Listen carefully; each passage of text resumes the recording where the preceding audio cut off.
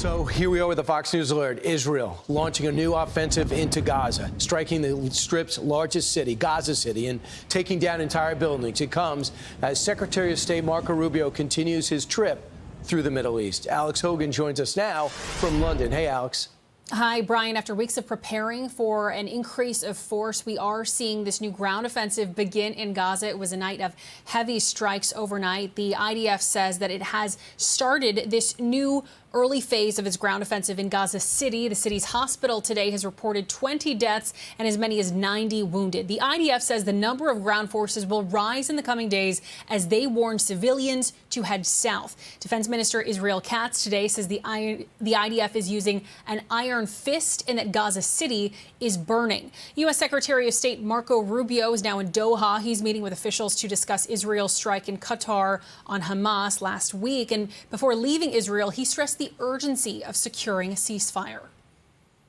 We all prefer that this end with a negotiated settlement that leads to the release of every single hostage, alive and deceased, that leads to the demilitarization and disarming of Hamas, so they can no longer pose a threat, not just to Israel, but everyone.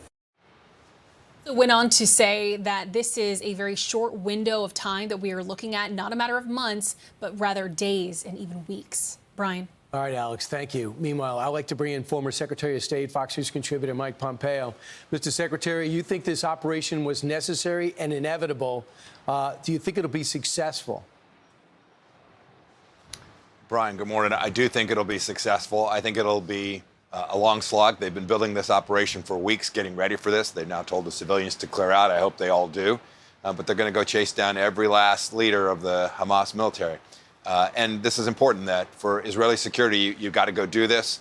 I'm confident they can get there, but it's going to be a weeks-long exercise for them to actually chase these folks down, chase them out of the tunnels, and then get after them. It's now coming up on the anniversary of October 7th. We're just a couple of weeks away from that, and the Israelis needed to do this to be successful and ultimately achieving their mission of both getting security for their people and the return of their hostages as well. Do you think they know where the hostages are?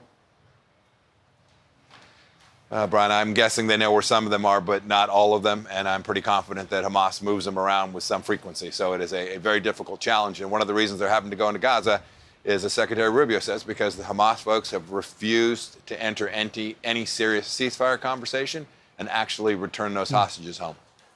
You're a diplomat, but you also have a West Point background, so you can do the military thing and you can do the diplomatic thing. Was it a good move for Israel, looking at the big picture, to take their shot in Doha, judging by the backlash that's come since then?